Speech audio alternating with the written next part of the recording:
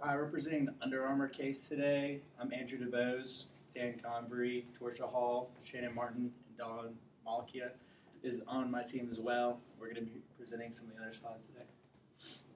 This is an example of a Porter's 5 forces analysis, which Under Armour and most of the other businesses going into the marketplace will look at before they enter a market situation and to determine how they can better gain market share. So we're going to look at rivalry among existing competitors, threats of new entrants, bargaining power of customers, bargaining power of suppliers, as well as threat of substitutes. And rivalry among existing competitors is something that Under Armour has a strong competition with in this market.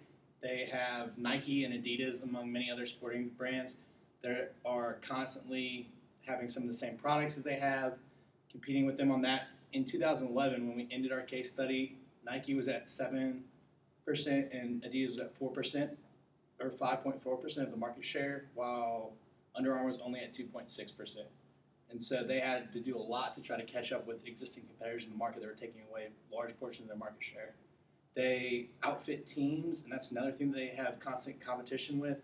Right now, they sponsor University of South Carolina along with several other professional teams and college teams. And there's always competition from Adidas and Nike, along with just emerging brands, to try to take some of that name recognition that they're getting by outfitting these teams. They're always competing for deals and things like that, as well as signing professional players. There's a lot of players in all the different sports, basketball, baseball, football, soccer, just major sports that Americans watch every day that have huge shoe deals and stuff, and so having that upfront capital is something that is needed a lot of times to go into this marketplace, because otherwise there's no way to get name recognition, which is so huge because people want to be using stuff that they see all their friends and professional athletes on TV using. Bargaining power of suppliers is the next thing that you really have to look for as far as it's low in this market, so that was something that they looked at when they were going in. They have a huge draw because they can source from all over the world: Mexico, China, India, several Asian companies. They have factories in to produce all of their stuff, and so they're able to get some of the best supplying deals. And so this market is really good for buyers and consumers on that. And they force everybody who they outsource to sign non-disclosure agreements, so that they make sure that anything that goes on, they can't kind of be held liable for it later and get into all sorts of legal trouble. And they also have started by building their own 17,000 square foot shop in Maryland to compete with some of the other companies that are actually producing in America, so they can say that, as well as doing a lot of the customization. So if you want your number put on your shirt or anything like that, they do a lot of it right there. And then bargaining power of the buyers is another thing that has to be taken into consideration. 26% of all of Under Armour's revenue in 2011 was straight through retailers like Dick's, Academy, Sports Authority, all those kinds of things. And so that's a massive part of where this market is going and who has power in it. And so it's really kind of a medium power as far as buyers go, because while they do control what they're producing and stuff, Under Armour is able to source it through so many different places that they really can just bring it to a large audience, so they don't have to worry too much about that. They sell in bulk to teams and equipment managers a lot of times, so they'll sell to a whole team at once. They'll sell those compression shirts or whatever else they might be doing, and they really can get good deals by having that economy of scale going into that. And they have really high brand loyalty because, just like I was saying earlier, a lot of times with these sporting goods products, they have name recognition is massive. When people find a shoe or a shirt that they like, they stick with it, they continue to buy through the same brand, and so a lot of times they can get that market share in the first place, they can keep it, customers coming back to them, which is great. And then, again, there's strong competition from other brands in trying to seek out the buyers because so many of them have very similar products. So it's really a big point to have to differentiate everything you do and to show the customer how you're differentiating it so they can see the value in that. Then we have threats of substitutes, which in this market, this is probably one of the biggest things that Under Armour has to take into consideration. When they came out with their compression shirts, a lot of times they were pretty much the first ones on the market that did what they can do, and now all the other big companies have come out with their own version, trying to compete. And while Under Armour does still have a strong grip on that, it's a lot smaller than it used to be when they first came out with it. And switching costs for teams, especially when you get to the college and professional ranks, is often subsidized or they're paid to actually switch teams. So Nike, Adidas, all the new brands are trying to take these teams that they're sponsoring right now to get that name recognition, and they're paying them a lot of money to switch over and to start using their brands instead. So that's a big threat that Under Armour is taking into consideration, especially because we talked about how important name recognition is. And then price performance of substitutes is really good. They have very similar prices, and they do a lot of the same stuff. So again, brand loyalty and showing how you're differentiating yourself from the competition is really, really important. And then we have threat of new entrants. And this is actually really low in this market because, as we said earlier, people just know what they want a lot of times going in now. And you see all these commercials, you have to have huge amounts of capital to actually be able to compete in this market by signing athletes, teams, and running national commercials and things like that so that people know what you're doing. Because when an athlete goes out there on the field, he doesn't want to be the only person wearing something. And you see everyone else wearing the big 2 or 3 brands. And so it really doesn't happen very much. And then brand loyalty keeps those customers coming right back to the companies a lot of times because they feel comfortable with what they're wearing. They know they like it, and they feel like they can trust them and go back to it. And then, again, they don't have the economies of scale when they first come in. It's so much more expensive for them, especially if they have to produce in the United States because they don't have those distribution centers in China and Mexico and wherever else.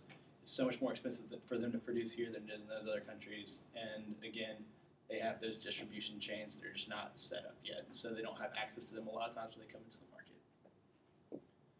And we were talking about their core competencies. This is the things that actually make Under Armour stand out and what makes their business run and what they should kind of push for to try to gain more and more market share. And the first thing is they have a unique product. 73% of the U.S. market on those compression shirts that they first came out with that wicked away sweat and moisture in 2004, that was 73% of all the U.S. market for that. And so now, while it has caught up more, that is still their core competency. That's what they're known best for. And they're branching out and doing well in other things, but really making sure that they make the best possible product they can as far as that goes and keep that name recognition so that a lot of times when people say, oh, are you wearing an Under Armour shirt, when they just see a compression shirt like that, even without the logo. So they want to keep that going as far as they can and then telling a story that appeals to the customers and with their brand recognition. And so a lot of times they had several, you can keep on going, they had several commercial campaigns such as Click, Clack, and Protect This House commercial campaigns. And that was to, when they first came on the scene, to get brand recognition, to show that they really have a powerful story to tell, such as being a team player and protecting the things that are important to you. And that's what they really pushed on with right when they came out of the gates. And that's something they still do very well with telling good stories in their commercials and branding. And they need to continue doing that with their core competencies. Hi, my name is Dalton Malaha. I want to talk to you about their Under Armour's distinctive competencies. I wanted to define it as a competency. A distinctive competency is a competency superior in some aspect than the competencies of other organizations, which enables the production of a unique value proposition in their business. The Under Armour does this very well with the introduction of the compression tops and bottoms, which they initially introduced to the market first, before companies like Nike and Adidas. And this also gave them the 73% of the market share in those compression tops and bottoms when everyone else started to adopt it. This also became more innovation in women's clothing than some of the other markets at times. We'll also talk later on the need to kind of increase that market share a little bit more, but it's kind of a distinctive competency in the way that they do so. And they also produce a line of Catalyst products, which are made out of 100% recycled plastic bottles. And they seem to have more products and more lines within their brands to produce more of this, showing more of their philanthropy side. Kind of here, as you can see, Under Armour has a moisture transport system, which is made of hydrophobic fabrics. It also has an odor control system, which is made of antimicrobial technology. This seems to be unique in their product, unlike Nike, who just uses a polyester microfiber fabric. From consumers and other people who have said that Under Armour seems to hold more value and does more things for them throughout their use of it. They also hold UV protection through most of their products, to which Nike only has in a very few of their products. You have to search the tags when buying to see if they hold the UV or not. Go to the next slide. Next, we're going to look at the SWOT analysis. Obviously, their strengths, like he said earlier, they have strong brand loyalty. Everyone recognizes Under Armour anywhere they go. May not be #1 brand, but it's definitely there's many people out there that would choose Under Armour over any of the others. They offer a diverse product mix that is it competes very well with Nike and Adidas, and that they're in the shoe market, various sports, most sports that are out today. They were also being the first mover in compression tops and bottoms is definitely a strength of theirs. Being able to kind of create a new market for that product and kind of advance it a little bit further than others have been able to. Also, their revenue growth. They've more than tripled since 2006, stopping at 2011, and it seems to only be continuing to do so throughout all this time.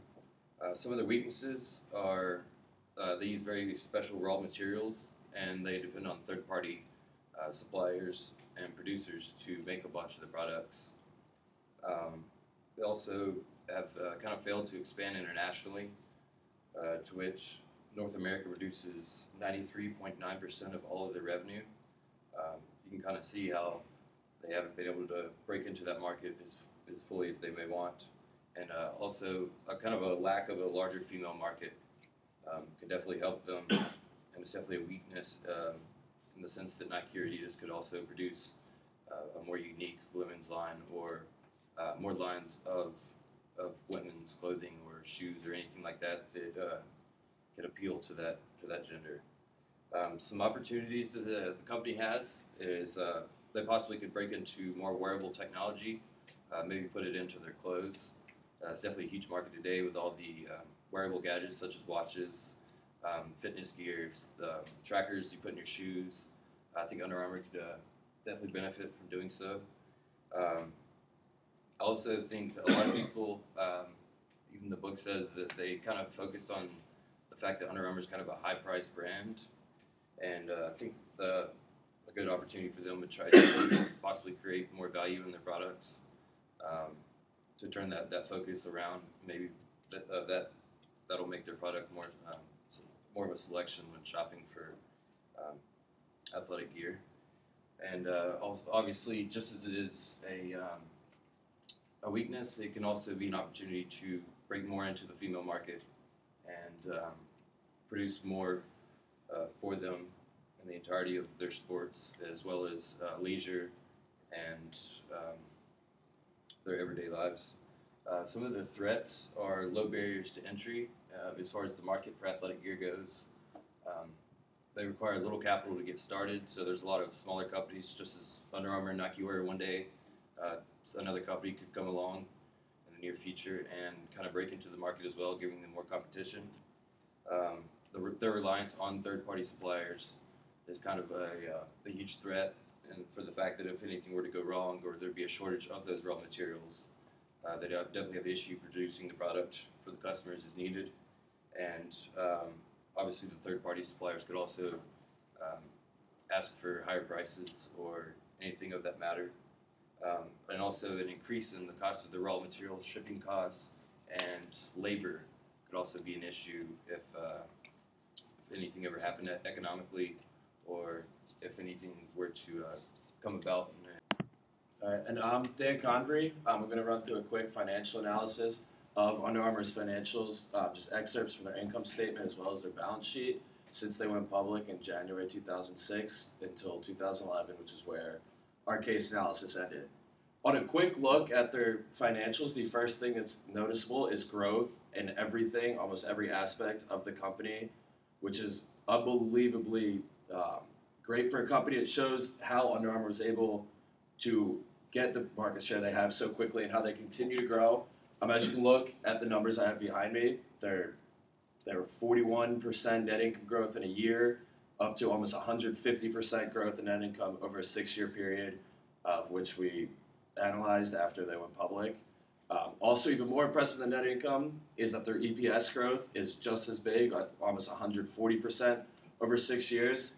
This shows that they're actually making profits and making money, as well as with the net profit that shows that despite this rapid growth that the company has been a part of, they've still been able to kind of manage costs, to not let any of the costs get out of control, so they're still turning a profit on that, as can be shown with their positive net profit margins at the bottom, which also, along with mostly all the other financials, have continued to grow. As you can see, also the ratio analysis. At the bottom just covers the last 3 years leading up to the end of this case. We're looking at an ROA, which is a return on assets, which has increased every year up to 10.5%, which shows that they're utilizing their assets well and not letting anything go to waste, as they're still growing their profits, growing their revenues, and still keeping everything under check and making sure they're using the right amount of assets. Also, their ROE, as you can see, has grown up to 15.23% at the current time, which is just another thing. Just the growth that you see in all these ratios and overall numbers just shows you that they're going to keep improving and that they're going to continue to climb and get that market share that they want. They're doing all of this with fairly low debt-to-equity numbers. As you can see, it jumps up a little bit in 2011 to 12.21%. However, this is still relatively low, which shows that they're not really having to issue that much debt to continue to bring in these revenues and continue to grow. And next, these numbers you see here, we're going to take a look at them on a graphically, so you can kind of tell just how great the growth has been. Which starts off with net income. You can see after going public in 2006, it didn't grow at first, but then since it hit 2008, it shot up, and it has no real signs of slowing down.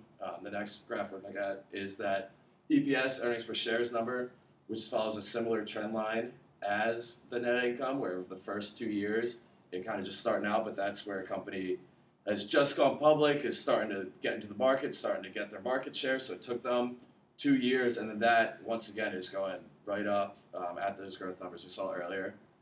Lastly is the revenue, just overall revenue over the past 6 years.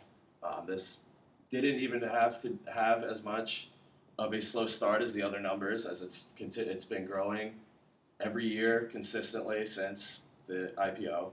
So those are the financials. As you can see from them, this company's all about growth. It should continue to grow in the future, and it's going to start to gain the market share at once. Next, we're going to look at a competitive strength assessment of comparing its probably 2 biggest competitors, which is Nike and the Adidas group. We're looking at the factors we chose to analyze for this, or things that are important to gaining market share, which is brand awareness, distribution, variety, global presence, price quality, and social image. As you can see with the overall weighted score, Under Armour came out at the lowest, which isn't a surprise. It's the newest comer into this group, going and competing with companies such as Nike, which has been the dominant industry leader for a lot longer than Under Armour's been around, as well as same with the Adidas group. The biggest problems that Under Armour had in comparison started with brand awareness, which they're starting to gain. However, it's really tough to break into the people that are set on buying Nike, have always bought Nike, know Nike swoosh, which is known throughout the world, which is also another thing Under Armour doesn't have, as well as the other companies, is that global presence that Nike has. That Nike is everywhere. The Adidas group is everywhere. The Adidas products, Reebok products, all that stuff. So those are the 2 areas where Under Armour that explains how they came out the smallest, is from brand awareness and that global presence that they don't quite have yet. However, where they did make up some spaces in the price quality, as everyone knows if they're buying Under Armour, despite it being that high price, you know you're getting a quality product that's going to last for a long time. So basically this competitive strength assessment just kind of looks at different factors that we determined were key to success in this industry. And although Under Armour comes out last in this, it's understandable and it shows that they're going to continue to keep chipping away, have a good ability to be able to jump the Adidas group soon for market share as they're only a few back, and then they can set targets on Nike and try to get all the share they can from them. So my name is Torsha Hall, and I will be talking about the Under Armour strategy. So as you can see, our mission statement is to make all athletes better through passion, design, and the relentless pursuit of innovation. So as you can see, Under Armour has put their athletes first, and they want to keep continually do that because that's what they were built upon. As with the owner, Kevin Plank, that's how he started it, because he knew as an athlete, he knew what they wanted. He didn't want a sweaty t-shirt every day, having to change t-shirts and buying t-shirts all the time, so he created this product that could be good for them. They're built on team unity, so they wanted to make sure that each team that they endorsed or pretty much sold their stuff to could, everybody could have it, so they pretty much were, a niche to that. You can go to the next slide.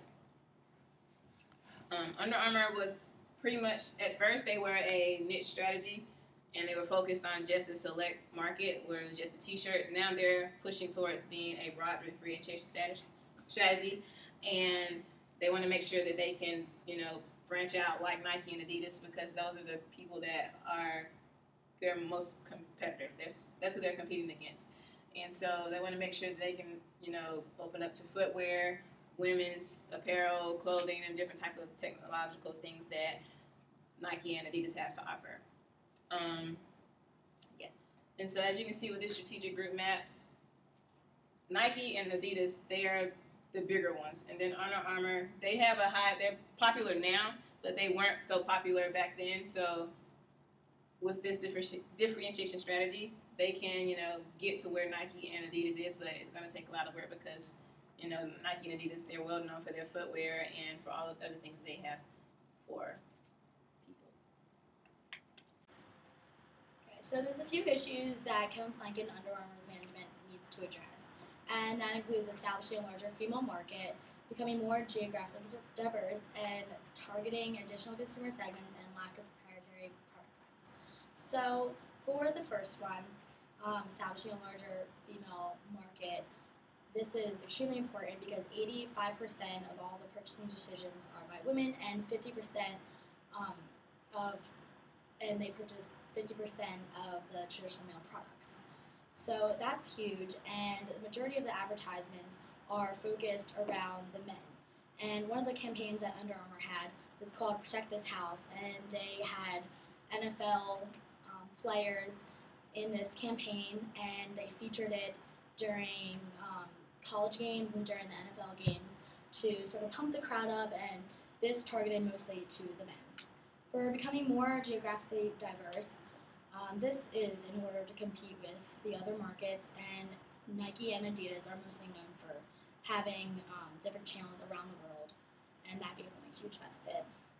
For targeting additional consumer segments, I feel like they need to dig a little bit deeper and see which sports and who will fit the company the most and will give them the most revenue.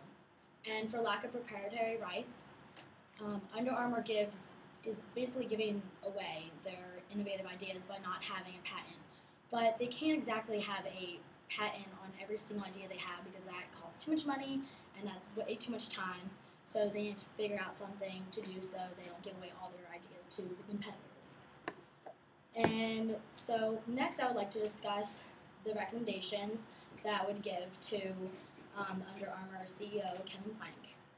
And for establishing a larger female market, the market is perceived as a male-oriented brand, and they sort of need to include the women, and they can do this by having a commercial and having women in the commercial and having them run with the Under Armour shirt on, and they could just narrow their focus on fitness activities, including the women, rather than just activities in general. For becoming more geographically diverse, opportunities will improve as the company expands domestically and internationally. And they could first expand on their international advertisements and grow their social media pages such as Facebook and Twitter. And they could expand their international retail outlets and also have a sponsorship with the international sports teams, and that could give them great recognition and brand loyalty.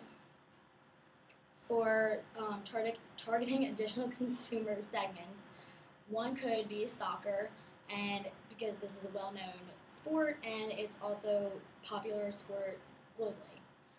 And many of the football teams are already signed with different companies such as Nike and Adidas, so that's already taken. And the soccer just basically opens up a new opportunity for Under Armour. Another sport is basketball, and they can center their focus around shoes for basketball and have different commercials with the different players wearing the shoes.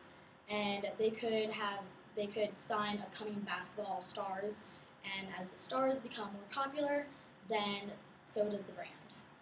For lack of proprietary rights, they could secure a relationship with suppliers and producers that deal with the final product. And that's the best way they can secure their innovative ideas, since they can't put a patent on every single idea that they have. And they can basically just keep the tabs on the suppliers and just make sure that it's secure from the different competitors. So that's the end of our presentation. I hope you enjoy.